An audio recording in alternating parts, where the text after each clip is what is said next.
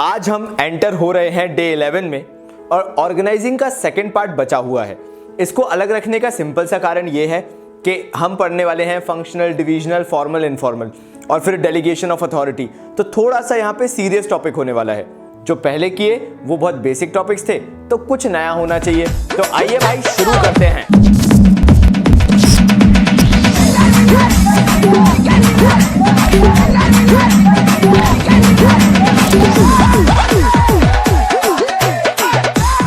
तो हमारी बूटी #3 की शुरुआत आज हम करने वाले हैं फंक्शनल और डिविजनल स्ट्रक्चर से। लेकिन पहले ये जो स्ट्रक्चर होता है ऑर्गेनाइजेशन का, यानी अगर हम बोलें टिपिकल लैंग्वेज में तो ऑर्गेनाइजेशनल स्ट्रक्चर, इसका इंट्रो करते हैं बूटी #3 में और फिर डिटेल में चलेंगे। आइए शुरू करें। तो भाई ऑर्गेनाइजेशनल स्ट्रक्चर जो कि अक्सर आप लोग नहीं समझते हो या नहीं लिखते हो, आपको पता होना चाहिए कि ये जो पूरा ऑर्गेनाइजेशनल स्ट्रक्चर बनता है ना, फंक्शनल बना दिया, डिविजनल बना दिया, ये एक्चुअल में हम एक फ्रेमवर्क बना रहे हैं। फ्रेमवर्क यानी काम करने का एक प्रॉपर तरीका। तो ये जो फ्रेमवर्क होगा ये दो चीजों से होगा। फ्रेमवर्क किस चीज के लिए? जो टास्क परफॉर्म किए जाते हैं। अब टास्क कौन कौन से परफॉर्म किए जाते हैं? एक होती है मैनेजरियल एक्टिविटीज। मैनेजरियल का मतलब होता है भाई जो चीज मैनेजमेंट से रिलेटेड हो, और दूसरी होती है ऑपरेशनल एक्टिविटी। ऑपरेशनल का मतलब क्या होता है भाई? जो प्रोडक्शन वगैरह रिलेटेड आइटम्स होते हैं। दोनों के लिए अगर आप एक पूरा ही फ्रेमवर्क बना दो, क्या बन गया वो? Organisational structure. याद हो गया क्या लिखा अपन ने? ऑर्गेनाइजेशनल स्ट्रक्चर एक फ्रेमवर्क है उसका, जिसके टास्क परफॉर्म किए जाते हैं। दो तरह के टास्क होते हैं, एक हो गया आपका मैनेजरियल, तो दूसरा हो गया आपका ऑपरेशनल। चलो ठीक है, समझ में आ गया ये करा क्यों जाता है बाबा जी। तो भाई शुरुआत करते हैं। पहली चीज तो स्मूथ फ्लो ऑफ कम्युनिकेशन, और इस पे लगा लेना स्टार। अब स्टार क्यों लगा लेना? क्योंकि इससे रिलेटेड केस स्टडी आएगी। अगर पूछेंगे कि यार ऑर्गेनाइजेशनल स्ट्रक्चर का फ्रेमवर्क क्यों डेवलप किया जाता है, तो कहीं ना कहीं आपसे पूछा जाएगा, तो वहां पे हो सकता है answer smooth flow of communication से आप पकड़ पाओ। जब हम केस स्टडी करेंगे तो हम उसके अंदर ऐसे छोटी मोटी चीजें जो है, नेटपिक्स जो है, वो डिस्कस करेंगे। लेकिन पहली चीज, केओस नहीं होना चाहिए यार। जो भी काम करें, जितने भी लोग काम करें, एटलीस्ट सबको पता होना चाहिए कि काम कैसे हो रहा है। और इसलिए उसे बोला गया कि अगर कम्युनिकेशन जो है वो स्मूथ फ्लो में रहे, उसके लिए ऑर्गेनाइजेशनल स्ट्रक्चर जरूरी है। आपको पता होना चाहिए कौन रिपोर्टिंग अथॉरिटी है, कौन कंसर्न्ड अथॉरिटी है। इसलिए सेकंड आते हैं बेटर कंट्रोल। जब एक सुपरवाइजर या एक सुपीरियर जो है सबऑर्डिनेट के ऊपर रख दिया जाए, अब वो किसी भी बेसिस पे हो, फंक्शनल में हो, डिविजनल में हो, कैसे भी हो, जो कि आगे डिस्कस करेंगे, कंट्रोल जो है यानी मैनेजमेंट जो है वो काफी बेटर हो जाता है, क्योंकि हमारा फोकस जो है वो एक जगह प्लेस हो जाता है। That is the reason better control इसके अंदर बोला गया। Then comes span of management. Organisational structure जो है वो ऐसे ही थोड़ी ना डेवलप हो जाता है। ऑर्गेनाइजेशनल स्ट्रक्चर को डेवलप करने के लिए लॉजिक्स चाहिए होते हैं। मतलब ये भी देखा जाता है कि कैपेसिटी कैसी है। आपने, चलो स्कूल का एग्जांपल ले लेते हैं, सब लोग के स्कूल खत्म हो गए हैं, ठीक है, लेकिन आपने देखा होगा कि कभी कभार एक टीचर होता था, बस वो एक बार चिल्लाता था और सब लाइन से चुप हो जाते थे, और दूसरा टीचर होता था जो चिल्लाता रहता था लेकिन कोई चुप नहीं होता था। ये दोनों का तरीका भले ही डिफरेंट हो, लेकिन इनकी पर्सनालिटी से ये डिफाइन होता था कि स्पैन ऑफ मैनेजमेंट डिपेंड करता है टोटली मैनेजर पे।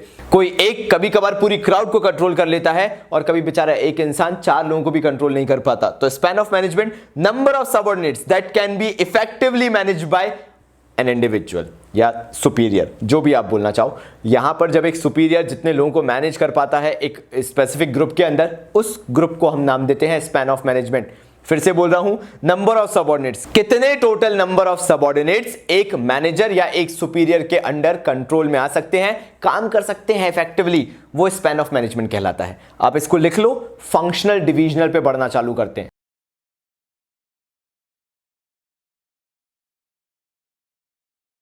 तो यार मैं आपको फंक्शन स्ट्रक्चर पहले भी बता चुका हूं, लेकिन अभी अपन बिल्कुल एकदम काम और कूल होके पढ़ने वाले हैं। अपन को इतना ज्यादा डीप में नहीं जाना, बेसिक्स पे स्टिक करना है, क्योंकि अपन को केस स्टडीज करनी है, और केस स्टडीज के अंदर आपको आंसर्स डिटेलिंग में नहीं लिखने होते, पकड़ना जरूरी है।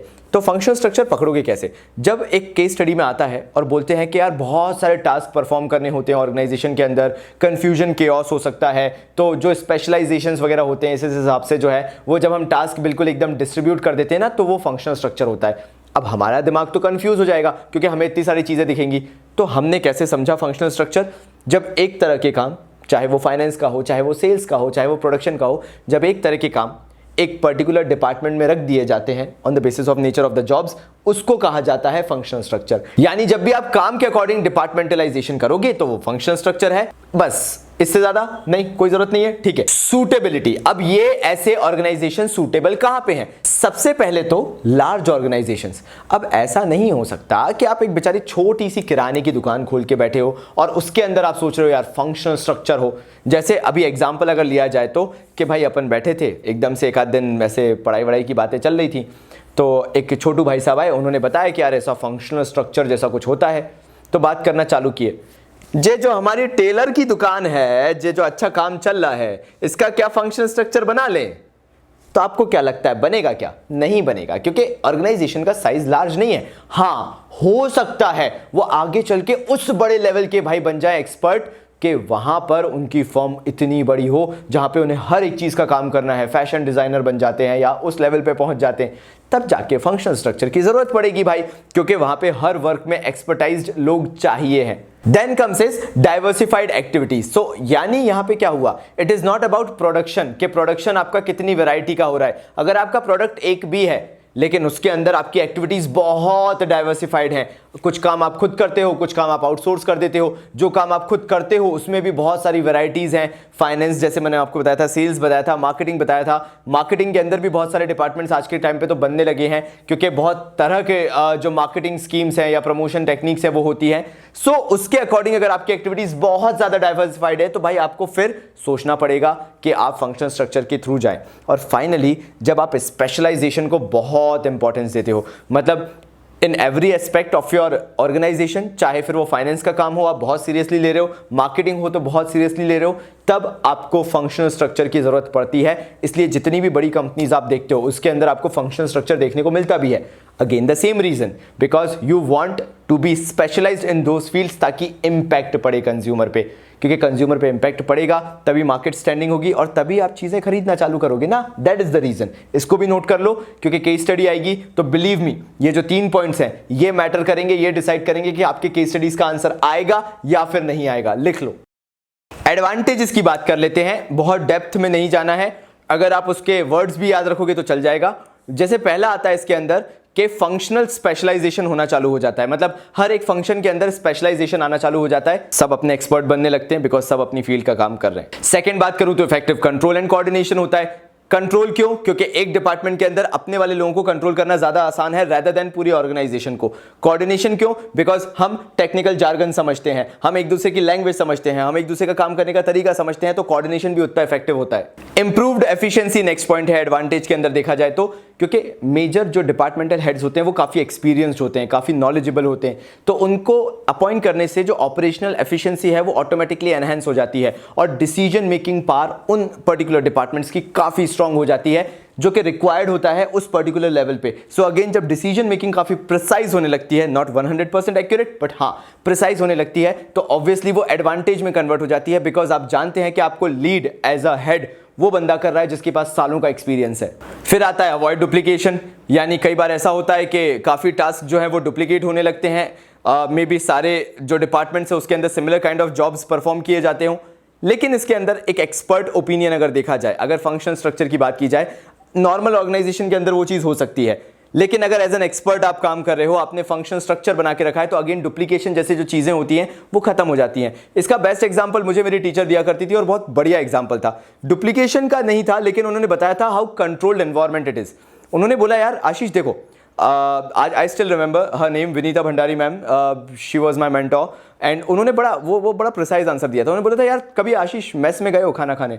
मैंने कहा मैम उस टाइम पे ऐसा कुछ होता नहीं था और हम लोग ऐसे स्कूल में भी नहीं थे कि हमें ऐसा एक्सपीरियंस मिले, बट उन्होंने बताया पता है आशीष होता क्या है, मेस में जब बच्चों का खाना होता है तो पहले एक पूरी स्पेसिफिक क्लासेस खाना खा के चले जाती है क्योंकि लिमिटेड स्पेस होता है, फिर दूसरा सेगमेंट ऑफ क्लास जो है वो आता है, वो खाना खाता है और फिर वो चला जाता है। सो अगेन वो चीज़ मेरे दिमाग में बैठ गई, हाँ यार जब फंक्शनल स्ट्रक्चर होता है, जब स्पेसिफिक एलोकेशन हो जाता है, जब डिपार्टमेंटलाइजेशन हो जाता है, तो चीजें काफी इफेक्टिवली और एफिशिएंटली काम करने लगती है और डुप्लीकेशन नहीं होता, वेस्टफुल एक्टिविटीज नहीं होती। क्योंकि जब डिपार्टमेंट्स इतने बड़े लेवल पे काम करते हैं तो चीजों को अरेंज करना बहुत जरूरी हो जाता है। नेक्स्ट पॉइंट कहता है कि ट्रेनिंग में काफी ईजी होता है, यानी आप जब स्पेसिफिक ट्रेनिंग देना चाहते हैं अपने वर्कर्स को तो कॉमन ट्रेनिंग्स नहीं होती हैं, कॉमन ट्रेनिंग प्रोग्राम्स नहीं होते हैं, यानी आपको वो नहीं सीखना पड़ता जिसको आप कभी अप्लाई नहीं कर सकते हैं, जब अप्लाई नहीं करेंगे, एप्लीकेबल्स नहीं होंगे आपके पर्टिकुलर बिजनेस लाइफ में, यानी जब भी आप काम कर रहे हैं उन चीज़ों का कोई मतलब ही नहीं है। सो वो स्किल्स आप सीखते हैं ट्रेनिंग में जो कि एक्चुअल में प्रैक्टिकली आपके बिजनेस में लगा सकते हैं आप एज अ मैनेजर और as an employee in the particular department. तो यहां पे ट्रेनिंग भी काफी इजी हो जाती है और काफी प्रैक्टिकल हो जाती है, जो कि काफी ज्यादा जरूरी है। बस इतना ही करते हैं क्योंकि और करने का मतलब नहीं है, बिना बात के वीडियो लेंथ नहीं बढ़ानी है और आपको बोर नहीं करना है। चलो एक बार इसके डिसएडवांटेजेस भी देख लेते हैं। तो पहला आता है फंक्शनल एम्पायर बन जाते हैं। होगा क्या, यहां पे जो इंटर डिपार्टमेंटल जो कॉन्फ्लिक्ट्स होती हैं वो काफी बढ़ने लगती हैं। होगा क्या, एक डिपार्टमेंट बोलेगा मैं इंपॉर्टेंट हूं तो दूसरा बोलेगा नहीं यार मैं ज्यादा इंपॉर्टेंट हूं। जैसे फाइनेंस वाला हमेशा गुरूर में रहता है और वो फाइनेंस वाला अपने हिसाब से डिसाइड करता है किसको पैसा देगा किसको पैसा नहीं देगा, और इसके कारण से इंटर डिपार्टमेंटल कॉन्फ्लिक्ट्स आ सकती हैं क्योंकि यहां पे लोग मेन ऑब्जेक्टिव भूल जाएंगे कि मेन ऑब्जेक्टिव है बिजनेस गोल और अपने आप को सही प्रूफ करने में लगे रहेंगे। मार्केटिंग हमेशा लगा रहेगा कि without marketing you can not sell goods, sales department बोलता रहेगा कि भाई प्रोडक्शन एफिशिएंट और इफेक्टिव होना चाहिए, और फाइनेंस डिपार्टमेंट बोलेगा हर कोई इतना पैसा मांगता रहता है हम हर एक को पैसा थोड़ी ना दे देंगे। सो यहां पर हो सकता है फंक्शनल कॉन्फ्लिक्ट्स जो हैं वो बढ़ जाएं on the basis of function, because हर एक, अगेन मैं बोल रहा हूं, लास्ट टाइम बोल रहा हूं, हर एक फंक्शनल डिपार्टमेंट अपने आप को सुपीरियर बताने पे तुला रहेगा। सेकंड पॉइंट इसके अंदर आता है difficulty in coordination. Now I am not talking about department के अंदर, इंट्रा डिपार्टमेंट की बात कर ही नहीं रहा हूं, यहां पे मैं फिर अगेन आ रहा हूं इंटर डिपार्टमेंट की, बिकॉज क्या होता है आपको एक दूसरे की नीड्स समझ के चलना पड़ेगा। दूसरा डिपार्टमेंट क्या चाह रहा है, उसका लॉजिक क्या कह रहा है, आप अपना लॉजिक थोपने की कोशिश करते हो दूसरे डिपार्टमेंट से, वो अपना लॉजिक थोपने की कोशिश करते हैं। अगेन कॉन्फ्लिक्ट्स इस तरीके से चालू हो जाती है। ऐसा नहीं है कि वो ही डिसीजंस ले रहे हैं, डिसीजन लेगा टॉप लेवल मैनेजमेंट, पर अगेन जब इनके बीच में कॉन्फ्लिक्ट्स चालू हो जाती है, अंडरस्टैंडेबिलिटी खत्म हो जाती है, तो टॉप लेवल मैनेजमेंट को भी डिसीजंस लेने में प्रॉब्लम आने लगती है, क्योंकि हर चीज आप टॉप लेवल मैनेजमेंट तक नहीं लेके जा सकते। कोऑर्डिनेशन आपको लोअर लेवल तक खुद से रखना पड़ेगा, हर चीज में टॉप लेवल मैनेजमेंट इंटरवीन नहीं करेगा। Difficult to hold accountable. Third point ये कहता है, मान लो आपका बिजनेस मॉडल फेल हो गया, यानी आपने कोई प्रोडक्ट लॉन्च किया, बहुत आपने उसमें मेहनत की थी, लेकिन वो बिजनेस मॉडल पूरी तरह से फेल हो गया। अब आप किस डिपार्टमेंट को इधर पे बोलोगे? क्या जो आपका रिसर्च एंड डेवलपमेंट था वही गलत था, मार्केटिंग उसकी गलत हुई, कैंपेनिंग गलत हुई, क्या प्राइसिंग स्ट्रेटजी गलत थी, क्या फाइनेंस उतना नहीं मिल पाया, क्या उतना पुश नहीं लगाया अपने प्रोडक्ट में, या सेल्स कम रह गई तो सेल्स डिपार्टमेंट की गलती है, प्रोडक्शन में कोई फॉल्ट आया था, क्वालिटी कंट्रोल में कोई दिक्कत थी, बहुत सारे इश्यूज होते हैं। तो आप इसमें कभी भी एग्जैक्टली पिन पॉइंट नहीं कर पाओगे कि किस डिपार्टमेंट के कारण गलती हुई। चलो यार ये तो खत्म, अब इसके बाद अपन चालू करते हैं डिविजनल स्ट्रक्चर, जो कि हम आज के टाइम पे मल्टीनेशनल कंपनीज में देखते हैं। तो भाई अब शुरू करते हैं डिविजनल स्ट्रक्चर। इसके अंदर सबसे पहले बोला गया, अगर आपको डेफिनेशन या मीनिंग टाइप से याद रखना है तो आप याद रखोगे वन प्रोडक्ट वन डिपार्टमेंट, यानी यहां पर जो डिविजनल स्ट्रक्चर बनाया जाता है, देखो जरूरी नहीं है वो प्रोडक्ट लाइन बेसिस पे ही हो, मैं बहुत क्लियर बोल रहा हूं। काफी लोगों को लग सकता है कि बाबा जी गलत बोल रहे हैं, लेकिन हाँ, डिविजनल कभी टिपिकली मीन नहीं करता कि just on the basis of product line, लेकिन क्योंकि हम एनसीईआरटी प्रेफर करते हैं और रिफ्रेशर्स यूज करते हैं, संदीप गर्ग वगैरह, हम इस तरीके से भी याद रख सकते हैं। हाँ ठीक है, चलेगा, वन प्रोडक्ट वन डिपार्टमेंट बिल्कुल चलेगा। ऐसा डिविजनल स्ट्रक्चर क्यों बनाया जाता है? ये वो कंपनीज ही बना पाती हैं जो काफी बड़े स्केल पे काम कर रही हो, लार्ज स्केल पे, हिंदुस्तान यूनिलीवर हो गया, आपका पीएनजी, प्रॉक्टर एंड गैम्बल हो गया, ऐसी बड़ी बड़ी कंपनीज जो हैं वही इस तरह के स्ट्रक्चर्स बना सकती हैं, क्योंकि इसकी अफोर्डेबिलिटी हर किसी के बस में नहीं है। अगर आप वैरायटी ऑफ प्रोडक्ट्स बनाते हो तो बिल्कुल आपके पास होना चाहिए, या फिर जो आप each and every product line जो आप डेवलप कर रहे हो, आप ये जानना चाहते हो कि वो हर एक प्रोडक्ट लाइन कितना प्रॉफिट या कितना लॉस कमा रही है। जनरली सेकंड सूटेबिलिटी तो केस स्टडीज को पकड़ने के लिए है, बेसिक जो सूटेबिलिटी है वो यही होती है कि आपको पता होना चाहिए कि आपके 10 प्रोडक्ट हैं, आप 10 प्रोडक्ट्स पे स्पेसिफिकली कॉन्सेंट्रेट करना चाहते हो। जैसे बीकेजी एंटरप्राइज है, चाइना का काफ़ी बड़ा एंटरप्राइज है, जिसके अंदर अगर आप बहुत डिटेलिंग में जाके देखेंगे तो टेंसेंट बड़ी गेमिंग जो है, जो पबजी वाला है, वो भी कहीं ना कहीं उनके साथ इंक्लूडेड है। ओप्पो वीवो उनकी ब्रांच है, वीवो ओप्पो जो है उसकी सब्सिडरी फिर वन प्लस है, लेकिन इसका मतलब ये नहीं है कि ये लोग अलग अलग काम नहीं कर रहे, ये सब अपना इंडिविजुअली काम करते हैं। ओप्पो अलग काम कर रहा है, ओप्पो की सब्सिडियरी भले ही वन प्लस है, लेकिन वन प्लस अलग काम कर रही है, वीवो अलग काम कर रहा है, बीकेजी तो इलेक्ट्रॉनिक आइटम्स में डील करती है, तो उसकी तो और न जाने कितनी ब्रांचेस हैं। सो यहाँ पे बात क्या समझ में आई, आप अगर बहुत सारी प्रोडक्ट लाइन में हैं, आप मल्टीनेशनल कंपनी है, आपके पास अथाह पैसा है, साम्राज्य खड़ा करके रखा है आपने, तब आप डिविजनल स्ट्रक्चर के लिए जाओ, तब आप इसको अपनाओ। अदरवाइज तो आप जानते ही हो, चाहे जिंदगी है। चलिए लिखिए, मैं आ रहा हूं। एडवांटेजेस की हम बात करें तो पहला है प्रोडक्ट स्पेशलाइजेशन। मगर पता नहीं क्यों बोला मैंने, अगर आप उनका प्रोडक्ट उठा के देखें, आपने हिंदुस्तान यूनिलीवर का कोई भी एक प्रोडक्ट उठाया, या आईटीसी का कोई भी, इंपीरियल टबैको कंपनी हो गया, इंडियन टबैको, जो भी आप बोलते हो, आपने प्रोडक्ट उठा के देखा, आपने शैम्पू उठाया, आपने बालों में लगाया, और आपको जब झाग मिला तो आपको लगा वाह यार क्या प्रोडक्ट है, तो आपको क्या लगता है ये प्रोडक्ट ऐसे ही बन गया होगा? उस बेचारे अकेले प्रोडक्ट को बनाने में सालों का रिसर्च है, सालों की मार्केटिंग टीम है। जैसे ही डव का, मतलब मैं इमेजिनेशन लेता हूँ ना कि डव शैम्पू या डव सोप, जब तक मुझे दूध ऊपर से ऐसे गिरते हुए नहीं दिखता, तब तक इमेजिनेशन ही खत्म नहीं होती। जब तक मैगी का ऐड, मैगी में मटर डली हुई ना इमेजिन करे, कोई गाजर डली हुई ना इमेजिन करे, ऐसा हो ही नहीं सकता। You know, so lot of kind of investment goes into these kind of products, as well as बहुत ज़्यादा माइंड और थॉट जाता है, तब जाके ये प्रोडक्ट डेवलप होते हैं। And that is the reason product specialisation divisional structure में पॉसिबल है। सेकंड आता है ग्रेटर अकाउंटेबिलिटी। यू नो, हम मार्केट में कुछ चीज़ों को लेके बड़े अफेक्शनेट हो जाते हैं। जैसे मैं बड़ा अफेक्शनेट हूँ when it comes to Lay's magic masala, भाई बड़ा दिल से प्यार है। कभी कभार उसको धोखा देने का मन करता है तो अमेरिकन अनियन भी खा लेते हैं, लेकिन जो लेज मैजिक मसाला का जो एक मैजिक है, वो बात ही अलग है। जो भारतीयपन उसके अंदर मिलता है, you know, all of a sudden वो उस प्रोडक्ट को ही कैंसिल कर दें, वो उस प्रोडक्ट को बंद कर दें, मज़ा ही नहीं आ पाएगा। क्यों? क्योंकि अल्टीमेटली वो उनको एक मार्केट देता है, लेज कंपनी को, फ्रीटोले इंडिया को। सो ये चीज़ें जो हैं, ये चीजें कब मिलती हैं? जब आप प्रोडक्ट पे काफी ध्यान दे रहे हो, प्रोडक्ट को स्पेशलाइज बना रहे हो, जब आप अपनी रिस्पॉन्सिबिलिटीज को समझ रहे हो, आप अकाउंटेबल अपने आप को मान रहे हो और कंसिस्टेंटली इवॉल्व कर रहे हो, तभी ये चीजें पॉसिबल है। नेक्स्ट पॉइंट आता है फ्लेक्सिबिलिटी। मतलब हर एक डिपार्टमेंट अपने आप में ऑटोनॉमस है। जैसे मैं बात करता हूं ओप्पो कंपनी की, तो ओप्पो अपने आप में ऑटोनॉमस काम करता है। हाँ, वो रॉ मटेरियल ले रहा है, सब कर रहा है, लेकिन डिजाइन क्या होगी, टेक्निक्स ऑफ प्रोडक्शन क्या होंगी, क्या सेफ्टी नॉर्म्स होंगे, ये वन प्लस अपना डिसाइड करता है। अब आप जैसे क्लासमेट के रजिस्टर्स देखते हो, पहले आपको नहीं पता हो तो क्लासमेट से पहले एक ब्रांड हुआ करता था नवनीत, आज के टाइम पे भी आता है, लेकिन क्लासमेट ने उसको टोटली क्रश कर दिया, क्योंकि क्लासमेट ने अपने अंदर वो फ्लेक्सिबिलिटी रखी कि हम जो डिसीजंस लेंगे वो अपने हिसाब से लेंगे। उन्होंने क्वालिटी कॉन्शियस डिसीजंस लिए, उन्होंने आज अपना मार्केट बिल्डअप किया, और क्लासमेट आज वाकई में एक बहुत बड़ा ब्रांड है इंडिया के अंदर, अगर देखा जाए आईटीसी का। So again you have to develop yourself, you get the flexibility, और उसी के कारण एडवांटेज में लास्ट पॉइंट आता है एक्सपेंशन एंड ग्रोथ। आप एक्सपेंड करोगे अपने आप को, आप ग्रो करोगे इंडिपेंडेंटली, भले ही बाकी जो प्रोडक्ट्स हैं वो उतना अच्छा नहीं कर रहे। जैसे टाइटन को ले लेते हैं, टाइटन का फास्ट्रैक ब्रांड जो है वो ऊपर जाना चाहिए था, लेकिन एक पॉइंट तक आते सैचुरेशन में चला गया और वापस नीचे आ गया। फास्ट्रैक अब उतना पॉपुलर ब्रांड नहीं है इंडिया में जब जैसा पहले था, और ये सब्सिडियरी है टाइटन की। बट टाइटन को अगर आपने देखा होगा over the period of time वो एक क्रीम ब्रांड बन गया है। That is how things work out. आप एक्सपैंड होगे, आप ग्रोथ करोगे, लेकिन आपका उसके दूसरे ब्रांड से कोई लेना देना नहीं होगा। अगर डिसएडवांटेजेस की बात करें तो सबसे पहली बात तो है डिपार्टमेंटल कॉन्फ्लिक्ट्स। कंपनी का विजन क्या है, कंपनी का मिशन क्या है, समझ में ही नहीं आता है। रिलायंस कंपनी को देख लो, कितनी जगह वो काम कर रहे हैं, तो कई बार डिपार्टमेंटल कॉन्फ्लिक्ट्स भी होना चालू हो जाती है कि सर जी आप बता दीजिए कि आपका फोकस क्या है, आप उस प्रोडक्ट को डेवलप करना चाहते हैं या फलाने उस प्रोडक्ट को।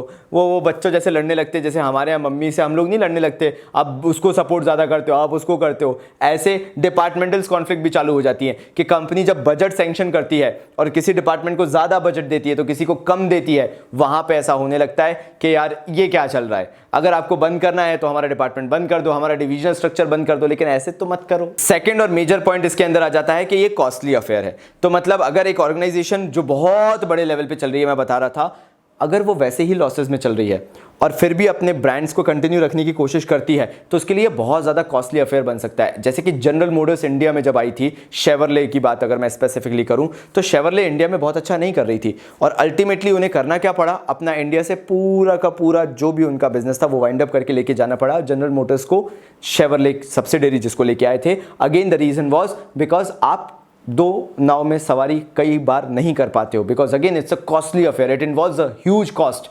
और अगर आपको इतना मार्केट ही नहीं मिलेगा तो फिर आपको तो करना पड़ेगा, आपको जाना पड़ेगा, आप उसके अलावा कुछ कर नहीं सकते। तो इसी के कारण लास्ट आ जाता है, कई बार कॉन्फ्लिक्ट हो जाती है ऑर्गेनाइजेशनल गोल्स को लेके। ऑर्गेनाइजेशन का गोल कुछ और था, अचीवमेंट कुछ और करना चाहते थे, पहुंच कहीं और गए। मैं इससे लेके अगर मैं बात करूं तो लैक्मे एक इंडिया में बहुत अच्छा ब्रांड डेवलप हुआ था, लेकिन धीरे धीरे over a period of time उसने अपनी इमेज खो दी। वो एक प्रीमियम ब्रांड था, मिड रेंज प्रीमियम ब्रांड जिसे हम कहते हैं, लेकिन उन्होंने खुद ही अपने क्वालिटी स्टैंडर्ड्स इतने गिरा लिए कि मार्केट में आज वो ऑलमोस्ट खत्म के ऊपर है। मतलब मुझे नहीं लगता कि लैक्मे की वो ब्रांड वैल्यू या वो इमेज बची है जो पहले थी। क्यों? क्योंकि जो इंटर डिपार्टमेंटल कॉन्फ्लिक्ट्स थी वो उनको खा गई। सो अगेन आपको एज एन ऑर्गेनाइजेशन सोचना पड़ेगा कि आपकी प्रायोरिटीज क्या हैं और अपने ऑर्गेनाइजेशनल गोल्स को ध्यान में रख के करना पड़ेगा जो भी आप बिजनेस के अंदर करना चाहते हो। अदरवाइज अगर आपका गोल मिस आउट हुआ तो आपकी पूरा का पूरा बिजनेस का कंसेप्ट नीचे आ सकता है। उसी चीज में मैं हमेशा सपोर्ट करता हूं, तुमने मुझे 1000 बार बोलते सुना होगा अगर कॉमर्स बाबा फैमिली के मेंबर हो कि मैं पार्ले जी को बड़ा प्रेज करता हूं, because they have stuck to their roots. उन्होंने वही किया जिसमें वो एक्सपर्ट हैं। हाँ, उन्होंने बहुत सारी चीजें डिफरेंटली ट्राई की, लेकिन वो अपनी प्रायोरिटी जानते थे कि जो पार्ले जी का बिस्किट है, ये वाला बच्चा, उसकी बात ही अलग है। तो भाई फिर अगेन तुम लोगों को प्रेशर नहीं डालना है, लोड नहीं डालना है, इतना करो। ऑर्गेनाइजिंग चैप्टर टाइम मांगता है, वेटेज अच्छा खासा रखता है, तो हमें भी टाइम देना पड़ेगा। बाबा जी का क्या है, एक दिन में निपटा देते, लेकिन फिर वो क्या है, मज़ा नहीं आता ना। फिर कॉमर्स बाबा नहीं रहेगा, फिर तो रहेगा क्या रे, हाँ रिवीजन के नाम का रिवीजन करा रहे हैं जैसे बाकी सब। चिल मारो। कल फिर मिलते हैं हमारी बाकी बूटियों के साथ और अधूरी बूटी जो छूट गई है उसके साथ। तब तक के लिए लाइक मारो और सब्सक्राइब ठोको, क्योंकि नहीं करोगे तो नोटिफिकेशन नहीं आएगा। और प्लेज का मतलब ही यही है कि नोटिफिकेशन के साथ फॉलो कर रहे हो। जब नोटिफिकेशन आ रहा है अटेंडेंस लगा रहे हो, वर्कशीट छूट रही है, नोट्स छूट रहे हैं, क्या है भाई, ऐसा नहीं होना चाहिए। तो तब तक के लिए बाबा जी की तरफ से